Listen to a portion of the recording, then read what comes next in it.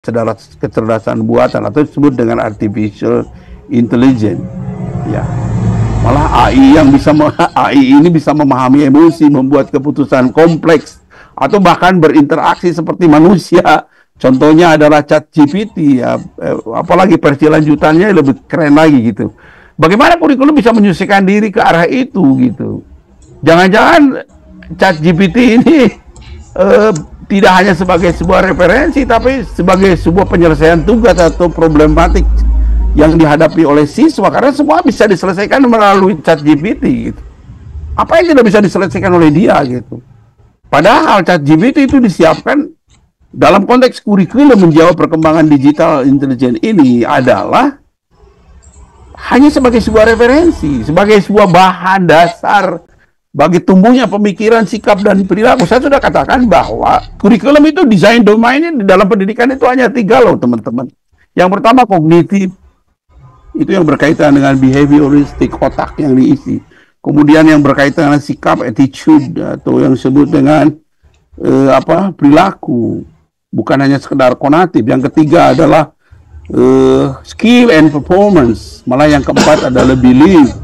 Nah, 4 hal ini adalah menjadi sebuah produksi dari sebuah kurikulum, kegagalan keempat domain tersebut gitu. Kenapa kok siswa tawuran? Apa memang kognitifnya tidak berjalan gitu? Kurikulum itu tidak dimanage dengan baik sehingga siswa senang tawuran, siswa senang nyontek, siswa senang berbohong, siswa senang begitu, senang begini gitu. Apakah beliefnya tidak tumbuh gitu? Action tendensiesnya tidak tumbuh, padahal kurikulum ini adalah sebuah bahan, atau ada ahli mengatakan bahwa it's the small world gitu ya. Ini adalah merupakan dunia kecil gitu, sekolah itu, yang berbagai perilaku itu terjadi gitu. Tapi kenapa kok AI itu hanya sebagai sebuah sebuah problem solver saja gitu, tidak menjadi sebuah referensi bagi seorang siswa gitu, menjadi bahan dasar pembelajaran gitu. Kemudian yang kedua, perubahan teknologi yang berkaitan dengan komputasi kuantum. Wah, keren banget ini. Jadi komputer super cepat yang menggunakan prinsip kuantum, bukan logika biner biasa, tapi bagaimana kurikulum menyesuaikan terhadap itu? Bagaimana kurikulum bisa dimanage dengan perkembangan kuantum itu? Maka ada kuantum kurikulum. Nah, ini sudah dikembangkan sejak tahun 2020 oleh kementerian kita gitu, untuk yang disebut dengan quantum learning. Ada berapa pendekatan dalam konteks quantum learning? Banyak banget gitu. Dalam merumuskan bahan-bahan dasar pembelajaran, merumuskan teknologi pembelajaran, merumuskan proses pembelajaran berbasis komputer yang disebut dengan brain computer interface atau antarmuka otak komputer neurali yang dikembangkan oleh Elon Musk. Sampai ke kita enggak brain computer? Sudah sampai. Bagaimana kurikulum bisa menyesuaikan dengan brain computer interface itu? Bisa enggak gitu loh? Jangan-jangan kurikulum belum masuk ke ranah itu gitu. Sudah masuk, tapi di mana?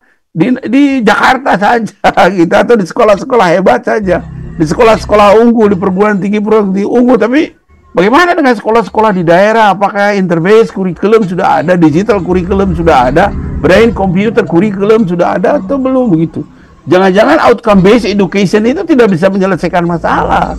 Padahal outcome based education itu adalah salah satu model kurikulum yang secara efektif untuk menyelesaikan 4 persoalan tadi. Tambah lagi energi terbarukan dalam konteks generasi baru.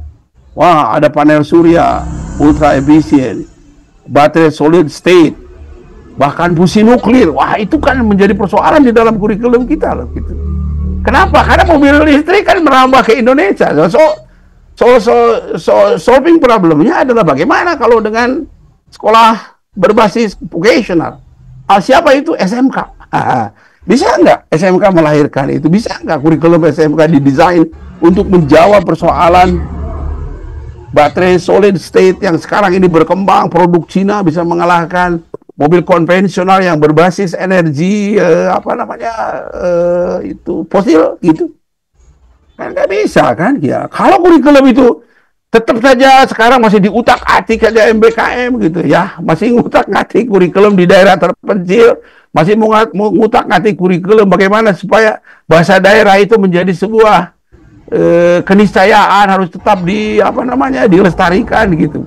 Tetapi kita tidak melihat terhadap perkembangan teknologi masa depan untuk menjawab kurikulum tersebut. Bagaimana seorang guru bisa memahami terhadap itu, malah kalah oleh siswanya. Akhirnya apa yang digunakan dari intervensi itu? Judi online. Nggak kan gitu.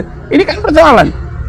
Dan lain-lain. Oleh karena itu, teman-teman, dengan persoalan teknologi itu, pemerintah mencoba melahirkan sebuah kurikulum yang saya sebut tadi outcome-based curriculum atau outcome-based education. Nah, kenapa itu? Kan gitu ya pertanyaan dasarnya. Kenapa itu kok bisa harus gitu? Harus ada gitu outcome-based curriculum ini. Yang pertama saya katakan bahwa kecepatan pemanfaatan teknologi produksi inovasi berkembang sangat pesat sehingga memunculkan kesenjangan antara dunia pendidikan dengan kebutuhan sumber daya manusia, baik di dunia kerja maupun di dunia industri dan di masyarakat gitu. Kalau pertanyaan ini tidak dijawab dengan kurikulum baru atau kurikulum suplemen atau saya sebut dengan kurikulum komplement, gagal total pendidikan di Indonesia. Gagal. Ya. AI itu hanya sebagai sebuah AI saja, tidak didesain bagaimana di digitalisasi komputer itu bisa menjawab terhadap persoalan-persoalan yang terjadi di dunia pendidikan kita. Yang kedua, tantangan pendidikan abad 21 adalah peran dan strategi dalam menjembatani kesenjangan antara proses pendidikan perguruan tinggi dengan dunia kerja. Nah, ini yang saya sebut dengan the bridging gap antara sekolah formal dengan dunia kerja, antara SMA dengan perguruan tinggi. Kenapa penting the bridging gap ini? Penting sekali untuk melatih seseorang membangun sikap dan perilaku sehingga seorang siswa ketika lulus itu mampu menyelesaikan diri dengan pekerjaan yang dia perolehnya. Bukan bisa bekerja, bukan. Kurikulum itu bukan. Tapi mengarahkan seseorang siswa mampu menyesuaikan diri dengan pekerjaannya. Apa maknanya? Di situ tertera dalam konteks pengembangan kurikulum ada proses learning gitu. Ada proses studi terus menerus, continuing study, continuing learning.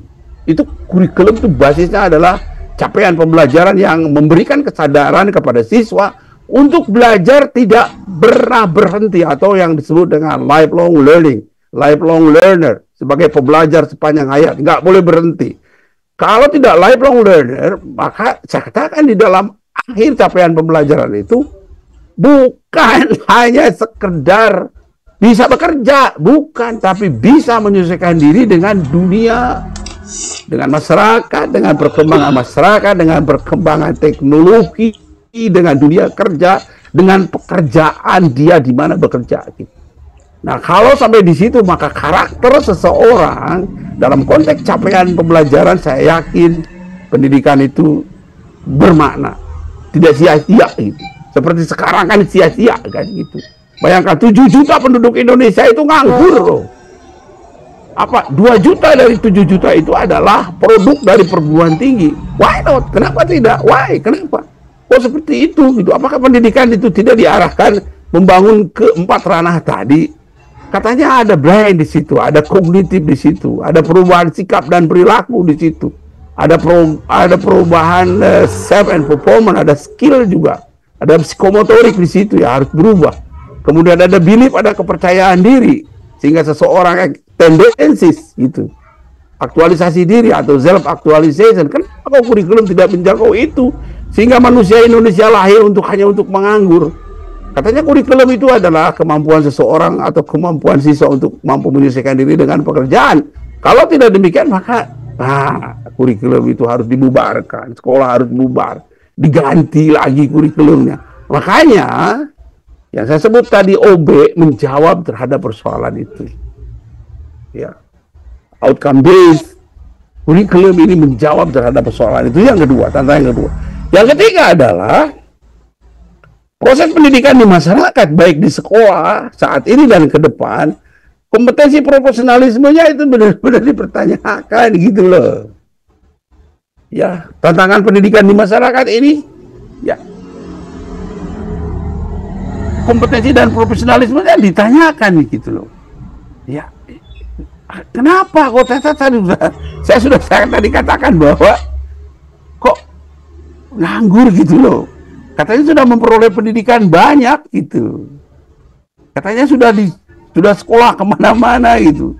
Tapi kenapa nganggur gitu?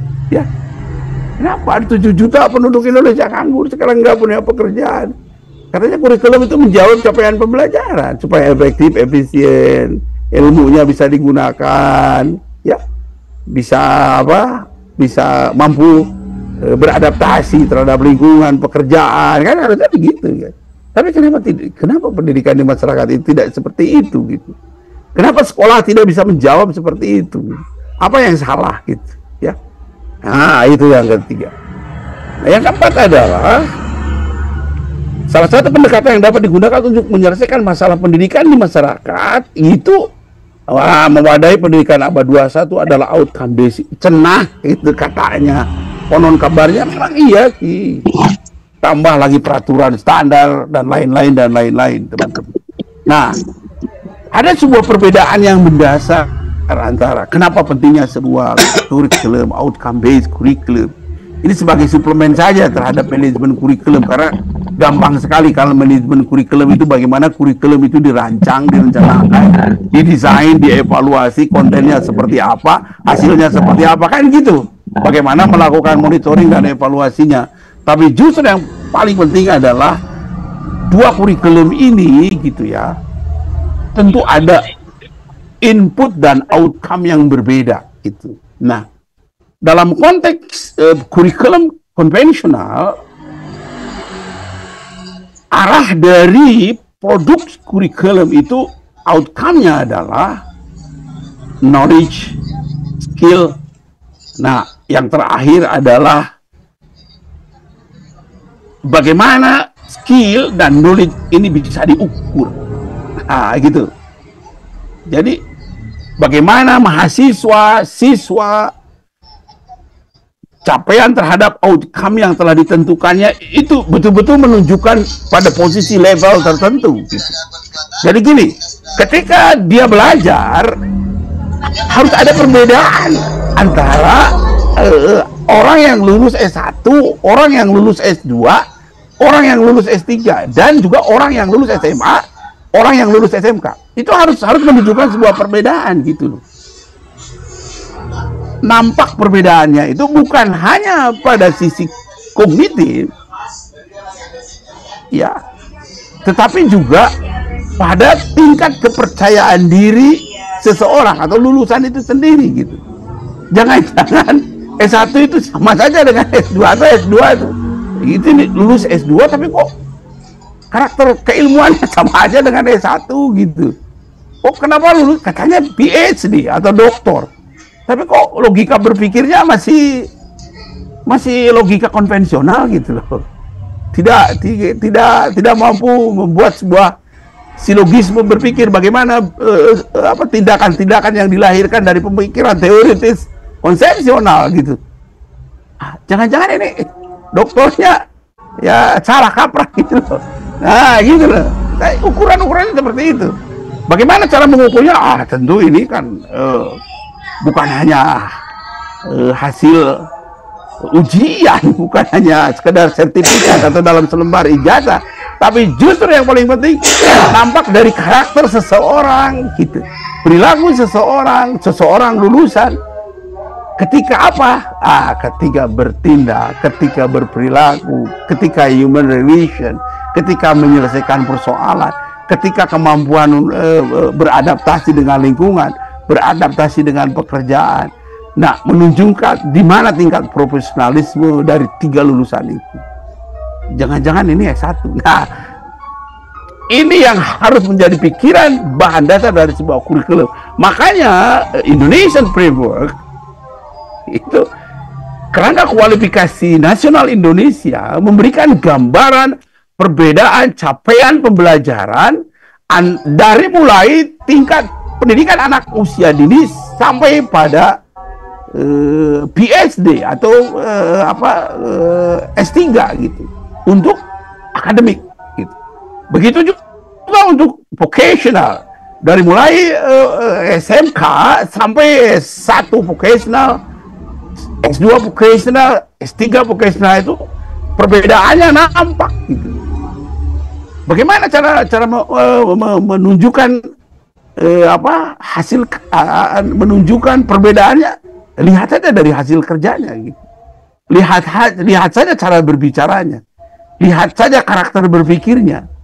Lihat saja education ability-nya gitu. Apakah nampak pengaruh atau tidak? Tidak. Nah, begitu teman-teman. Nah, tetapi dalam konteks outcome based education, ini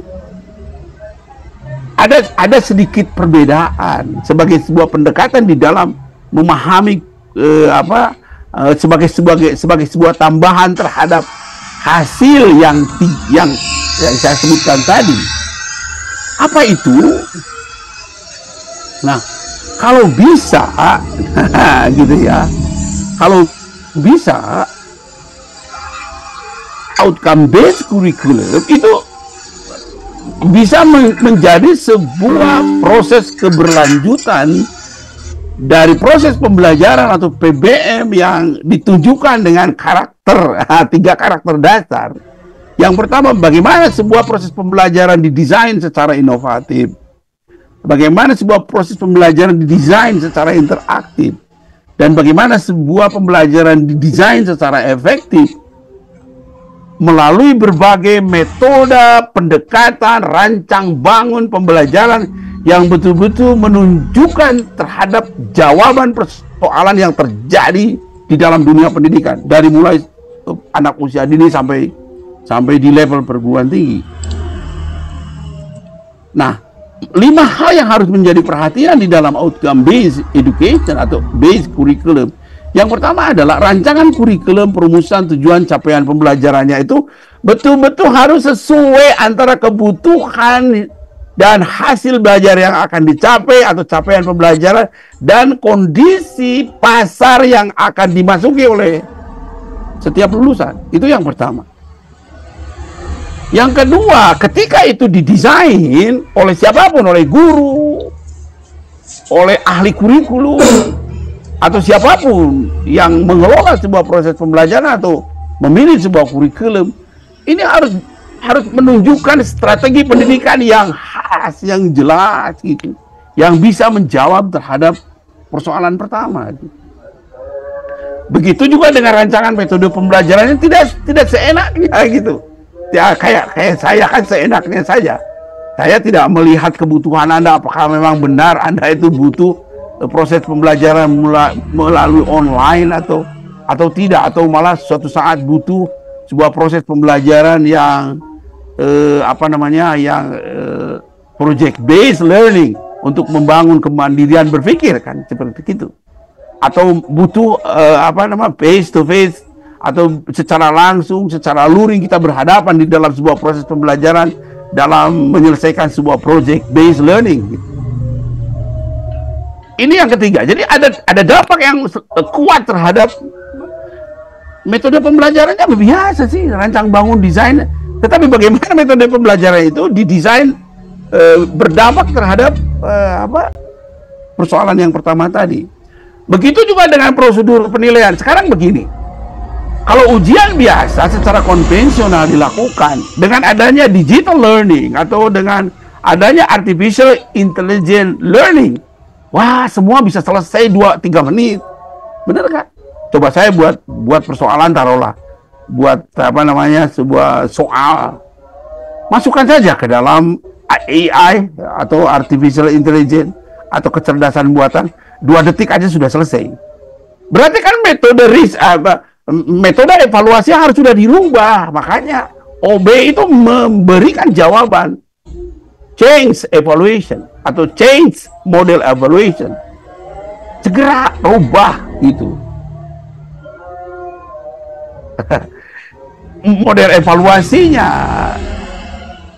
menjadi sebuah solution di dalam sebuah proses pembelajaran yang memiliki makna tersendiri bagi student.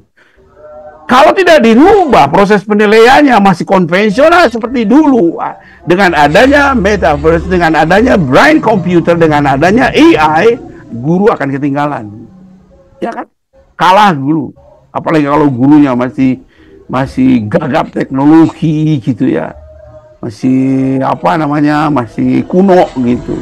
Dengan nanoteknologi semua karakter dasar dari sebuah mesin komputer bisa diselesaikan. Tak ada yang tidak bisa diselesaikan. Kalau prosedur penilaian tidak berbasis terhadap base curriculum, bagaimana melihat model penilaian yang efektif, efisien, sehingga mampu melahirkan siswa yang berkarakter? Saya yakin susah banget dulu. Nah, yang ketiga, ternyata pengaruh yang paling mendasar pun terjadi terhadap lingkungan dan ekosistem pendidikan. Jadi kalau outcome based curriculum itu bisa terjawab dengan baik terhadap 4 hal tadi, maka lingkungan, ekosistem pendidikan itu betul-betul bisa menjawab terhadap persoalan-persoalan yang terjadi. Nah, ini teman-teman saya katakan bahwa betapa nampak jelas bahwa outcome based curriculum ini menjadi sebuah tambahan terhadap kurikulum yang sudah didesain sejak lama, baik kurikulum 12, kurikulum berbasis kompetensi, kurikulum berbasis muatan lokal, atau kurikulum yang menunjukkan sikap dan perilaku bagaimana sebuah proses pendidikan ini didesain. Nah, ada sebuah perbedaan antara kurikulum konvensional dengan kurikulum OB, meskipun saya katakan bahwa OB ini adalah sebuah suplemen saja gitu loh. Nah, 3 hal saja aspek yang menjadi sebuah persoalan saya. Yang pertama adalah bagaimana sih kurikulum didesain atau kurikulum by design. Yang kedua, bagaimana proses pembelajaran yang harus dilakukan. Yang ketiga, penilaiannya. Saya sudah katakan tadi bahwa kalau penilaian pada saat ini masih menggunakan sistem konvensional seperti ujian biasa, selesai sudah. Tidak akan terjadi sebuah perubahan perilaku atau karakter siswa. Makanya saya selalu katakan bahwa Anda tidak harus ujian, tapi buat sebuah model draft tulisan jurnal hasil riset Anda yang real gitu, baik menggunakan pendekatan deduktif atau induktif, dan disubmit di dalam jurnal, baik jurnal Cinta 4, 5, 6, 1, 2 maupun Scopus atau jurnal-jurnal akademik yang lainnya. Itu saja ujian saya, itu saja. Buatkan naskah jurnal, tapi jurnal dapat LOE saya kasih A. Ya, kalau dapat jurnalnya terbit, saya kasih A plus gitu loh. Kalau ujian biasa atau membuat paper biasa, gampang. Masukkan ke dalam AI, masuk ke brain computer atau selesai sudah. Bisa dibohongi dosen. Nah, oleh karena itu OB memberikan jawaban terhadap itu. Lakukan sebuah evaluasi yang sesuai dengan perkembangan teknologi. Lakukan sebuah proses pembelajaran yang efektif, efisien, dan berkarakter. Kan gitu. Lakukan sebuah model pembelajaran yang bisa mengadaptasikan antara lingkungan pembelajaran dengan kondisi siswa dan kondisi teknologi yang dimiliki oleh sekolah atau kondisi teknologi yang dimiliki oleh universitas atau pendidikan tinggi. Jadi kalau kita tidak melakukan ini, nggak bisa gitu. Kurikulum yang lama itu akan ketinggalan banget gitu loh. Kalau kita masih menggunakan kurikulum tradisional, saya sebut bukan konvensional, semua orang akan ketinggalan. Indonesia akan jauh 100 tahun ketinggalan oleh Amerika, oleh Jepang, oleh Korea, oleh negara-negara Eropa. Mungkin saja akan ketinggalan oleh Malaysia maupun Singapura. Mereka sudah menggunakan model kurikulum yang berkarakter sesuai dengan perkembangan future technologies sudah lama sekali. Nah, oleh karena itu, mari kita lihat OB berdasarkan kebutuhan lulusan saat bekerja tuh kan. Bagaimana seorang lulusan, hasil proses pendidikan bisa menyesuaikan diri dengan pekerjaannya, membantu mahasiswa mencapai outcome yang telah ditentukan. Ya, ada capaian pembelajaran yang sesuai, ada linearitas antara tujuan pembelajaran dengan outcome base-nya. Berdasarkan tingkat output yang ditentukan, ada penentuan karakter gitu. Karakter mana yang harus dicapai oleh S1, karakter mana yang harus dicapai oleh S2, karakter mana yang harus dicapai oleh S3. Jadi oleh karena itu teman-teman sekalian, dengan outcome based curriculum, linearitas antara kebutuhan dasar di dalam proses, di dalam kebutuhan siswa, kebutuhan proses pendidikan, dengan capaian pembelajaran itu benar-benar linearitasnya, karakter linearitasnya harus kuat gitu. Meskipun saya sudah katakan bahwa domain pendidikan itu Hanya 4 hal saja, kognitif, afektif, psikomotor, atau self and performance, dan yang terakhir adalah belief. Gitu. Bagaimana membangun keempat itu? Lakukan. Buatkan sebuah model pembelajaran yang bisa menjawab terhadap perkembangan saat ini dan juga didukung oleh perubahan teknologi. 10 indikator teknologi pada saat ini yang bisa dilakukan gitu. Kalau tidak ada, satu saja. Kalau tidak ada, ya bagaimana caranya gitu menyesuaikan diri dengan perkembangan itu. Terakhir teman-teman, nah ada impact factor ya yang berbasis luaran. Nah, bagi dosen prodi universitas, karena saya mengajar manajemen kurikulum untuk perguruan tinggi, adaptasinya terhadap perguruan tinggi saja cukuplah. Yang pertama, impact-nya adalah mahasiswa mampu menggunakan kemampuan sikap, pengetahuan, dan skill untuk menyelesaikan permasalahan nyata. Itu real condition. Sudah katakan solution yang paling penting. Problem solver. Yang paling penting itu. Bisa menyelesaikan masalah. Aneh kalau begitu. Lulusan kok nganggur gitu. Apalagi lulusannya adalah lulusan vocational. Kok nganggur gitu. Kenapa gitu. Karena dia tidak bisa menyesuaikan diri dengan perkembangan lingkungan masyarakat dan dunia usaha industri atau perkembangan teknologi atau pekerjaan gitu. Itu yang pertama. Yang kedua, lulusan berkontribusi dalam peningkatan organisasi atau masyarakat. Bisa nggak lulusan bisa berkontribusi terhadap apa? Terhadap industri, terhadap organisasi, terhadap masyarakat, terhadap perilaku perkembangan masyarakat dan lain-lain. Lulusan memberikan kontribusi terhadap masyarakat dan negara yang lebih baik. Wah, jauh pisah gitulah. Nah, dengan outcome based curriculum, ketiga indikator ini bisa terjawab teman-teman. Itu saja yang saya bisa sampaikan. Terima kasih atas kehadirannya, mudah-mudahan bermanfaat. Karena saya sudah punya kelas lagi. Mudah-mudahan nanti saya sampaikan real kurikulumnya kepada Pak Direktur, dan silahkan baca saja ya. Tanya EI, apa itu outcome based curriculum? Apa indikatornya, apa yang harus dicapainya, bagaimana tingkat penyesuaian dengan perkembangan pendidikan tinggi, perkembangan pendidikan menengah, perkembangan pendidikan dasar, dan perkembangan pendidikan anak usia dini. Satuan-satuannya berbeda teman-teman, levelnya berbeda. Dalam dunia pendidikan, sesuai undang-undang, kita itu ada satuan, ada level atau ada tingkatan. Kalau satuannya adalah pendidikan PAUD, ada TK, ada playgroup, ada anak usia dini, ada Raudatul Atfal, dan lain-lain. Pendidikan dasar, satuannya adalah SD, SMP. SMP itu adalah satuan dasar menengah. Kalau satuan dasar rendah itu adalah SD. Kemudian ada madrasah ibtidaiyah, kalau di pendidikan agama. Kemudian satuan dasar menengahnya SMP, di pendidikan agama sanawiyah. Kemudian pada level yang menengah atas ada SMA, ada SMK, ada aliyah. Nah, itu satuannya. Kemudian itu di dalam konteks pendidikan formal. Di perguruan tinggi satuannya banyak banget gitu loh. Pendidikan tinggi ini ada universitas, ada sekolah tinggi, ada akademi, ada institut, ada sekolah komunitas. Nah, kalau dalam konteks pendidikan formal, banyak lagi. Wah, ada kelompok belajar, ada kelompok bermain, ada PKBM, ada kursus, ada pelatihan, ada macam-macam sekali. Itu lihat di dalam Undang-Undang Pendidikan Nasional tentang satuan pendidikan formal, non formal. Satuan pendidikan informal hanya 2, homeschooling dan pendidikan keluarga. Itu saja teman-teman sekalian yang menjadi persoalan pada saat ini, terutama berkaitan dengan suplemen about OB.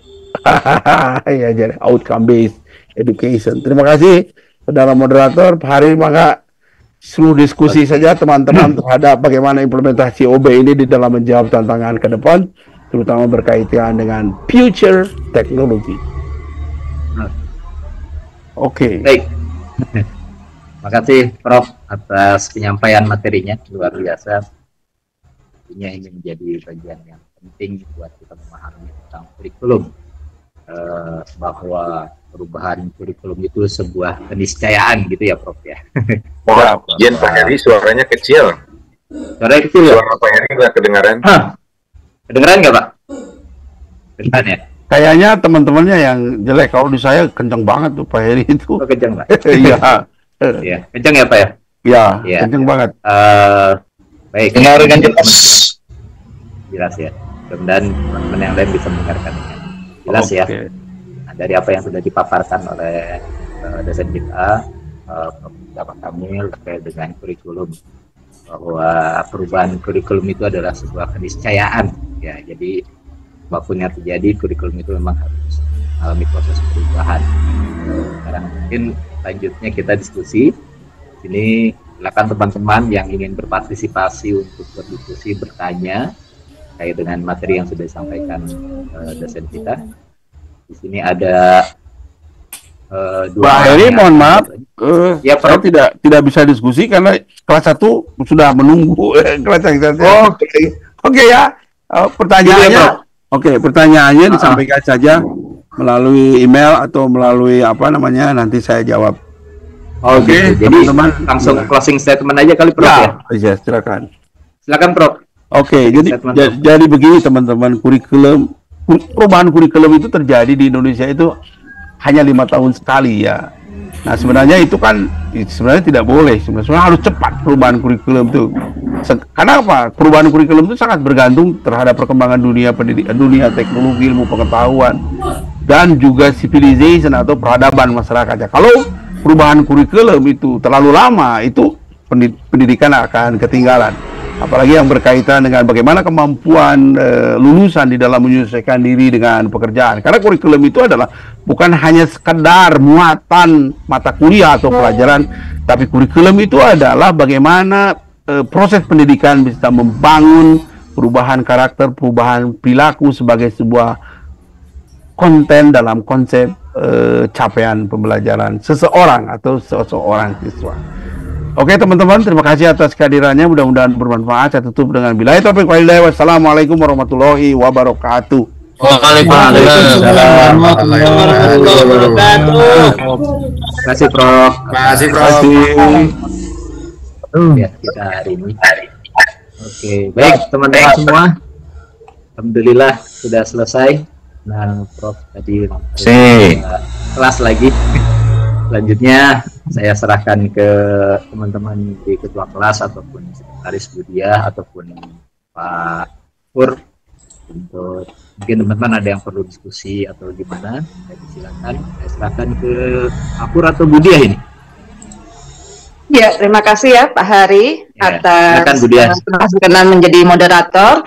Ini karena mungkin udah waktunya Isya juga dan mungkin teman-teman biar lebih semangat lagi buat besok pagi ya, terkait nanti besok Sabtu kita ada perkuliahan desain seminar proposal. Mungkin untuk teman-teman bisa persiapan nanti ingin menanyakan mungkin terkait teknis sempro ataupun hal apapun yang mungkin akan ditanyakan bisa persiapan. Jadi mungkin untuk diskusi malam ini kayaknya kita pending aja ya Bapak Ibu ya, gitu, karena kita kan akan hari Sabtu besok insya Allah kita terkait seminar desain seminar proposal mungkin lebih banyak diskusi di sana. Gitu, bagaimana Bapak Ibu semuanya? Iya. Terima kasih Pak Hari. Mungkin kita silakan Bapak Ibu, jangan lupa untuk presensi ya, yang 2 mata kuliah hari ini. Ya, silakan bisa beristirahat, semangat. Saya cukupkan. Assalamualaikum warahmatullahi wabarakatuh. Waalaikumsalam warahmatullahi wabarakatuh. Warahmatullahi wabarakatuh.